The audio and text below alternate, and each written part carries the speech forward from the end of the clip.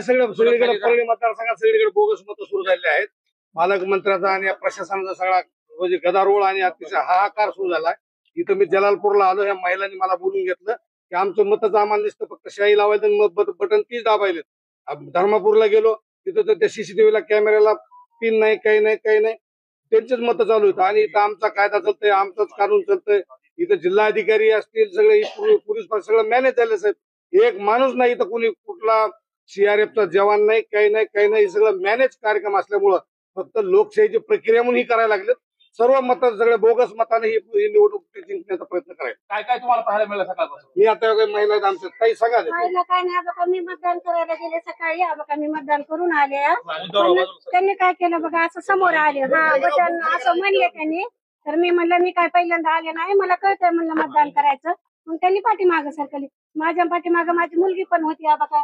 मग तिला काय म्हणले, तू पहिल्यांदा इथं मतदान आहे, इथं कुणी बघू नका, बाजूला सरका. मग लगेच ती बाजूला सरकली. माझं मत बघू लागले, पण मी म्हणलं मला कळतं मी काय पहिल्यांदा मतदान करी नाही म्हणलं. मग सरकले. ह्याच्या अगोदर ते दोघायचं त्यांनी असं बघितलं बघा.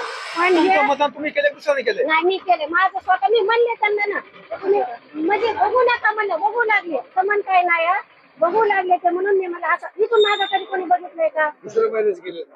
दुसऱ्याचं केलं त्यांनी येतात. आणि हे बघा लोकशाहीला घातक आहे.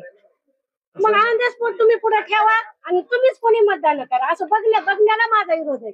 वैयक्तिक मत आहे आमचं, आम्ही कोणालाही देऊ. आम्हाला ज्याने विकास केला त्याला आम्ही मत देऊ, पण तसं त्यांनी करायचं हे मत आहे आमचं. ते असं बघू नये त्यांनी. या पद्धतीने निवडणूक करण्याचा उपयोग काय याचा? फक्त प्रोसेस पूर्ण होईल. माझा निवडणूक आयोगाला, आमची निवडणूक आयोगाला कंप्लेंट आहे.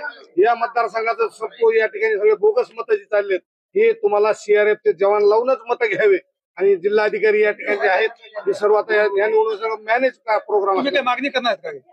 मी या ठिकाणी जिल्हाधिकारी साहेबांना म्हणण्यापेक्षा मी निवडणूक आयोगाला मागणी करतो की या ठिकाणची सर्व निवडणूक ही बोगस निवडणूक होत आहे. गावगाव सीआरएफचे जवान लावून प्रत्येक माणसाला भीती म्हणजे भयभीत म्हणजे करण्याचं वातावरण आहे. त्या म्हणजे असे बिनधास्त मतं करू द्यावेत. काल पालकमंत्री सुद्धा एक पत्राची मागणी करण्यात आली की आम्हाला सुरक्षा द्या उमेदवारांना सुरक्षा. मग त्यासाठी सुरक्षा आता धर्मापूर धक्काबुक्की झालीच ना. मला धर्मापूर तुम्ही आता व्हिडिओ बघितला, आईमाईवर शिव्या, तिथं मध्ये पार बूथ मध्ये पिन काढून टाकले सगळ्या सीसीटीव्हीचे. पुन्हाच मतं करू. तिथं मागासवर्गीय लोक आहेत, मुस्लिम लोक आहेत, बारके बारके साळी माळी कुळी बारका ओबीसी समाज, याला कुणालाच मताचा जीव देणार ना. आता जलालपूरला महिला तुम्ही ऐकलं, यांचे बटन तीच दाबायले. ही निवडणूक झाली की ह्या निवडणुकीचा उपयोग काय? फक्त प्रोसेस पूर्ण करायची का?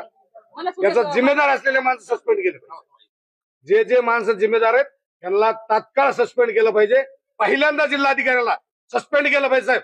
नंबर फक्त रानातला गडी असलेले काम करते साहेब. बीड जिल्ह्याचा कलेक्टर हा त्यांच्या शेतातला गडी आहे असं समजून जर निवडणूक चालत असेल, त्याचा उपयोग काय साहेब या विषयाचा? याचा काय अर्थ ह्या निवडणुकीला? फक्त प्रोसेस पूर्ण करायची का? मग जिल्हाधिकाऱ्याला फोन केला का? त्यांच्याकडून जिल्हाधिकाऱ्याला फोन केला. मी पाहतो दादा काही जिल्हाधिकारी मॅनेजरच आहे सर. हे त्याला सांगितलं सीआरएफचे जवान असले तर मतदान होणार नाही. सगळ्या गावाला आता मिलिंदनगरला बोगस मत सुरू आहे, जलालपूरला महिलाचे मत कोण काय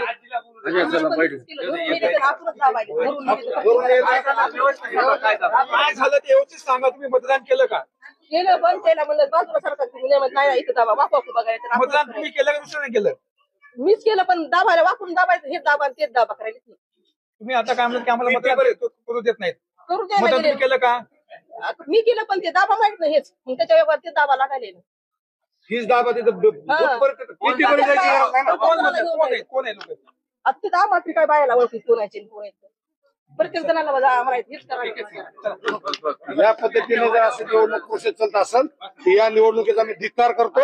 परळी मतदारसंघामध्ये ज्या पद्धतीने पालकमंत्री धनंजय मुंडेंनी अराजकता निर्माण केली आहे त्याचा मी जाहीर धिक्कार करतो सर्व समाजाच्या वतीनं, म्हणण्यापेक्षा मतदाराच्या वतीनं. आणि मतदार सगळे भयभीत करून या ठिकाणी फक्त तुम्ही बघितलं रात्रभर सगळा नंगा नाच. 5,000ला एक मत, 3,000ला मत, 4,000ला मत, नुसतं पैशाचा दुरळा. सगळे गुंड सांभाळलेत आणि धिंगाणा चालू केला. या संदर्भामध्ये